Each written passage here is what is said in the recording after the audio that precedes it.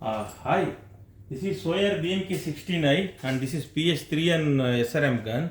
Now we are welding soyer 12 mm dia into 25 mm length PS Aluminium studs in our soyer BMk16i with PH-3N SRM gun with 3 mm Aluminium sheet, ALMG3 sheet.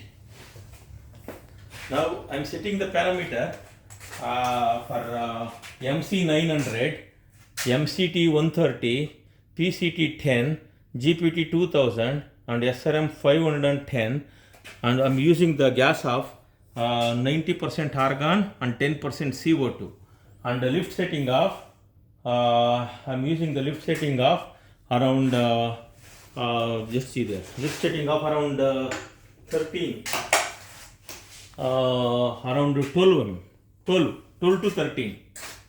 So now I go for welding now.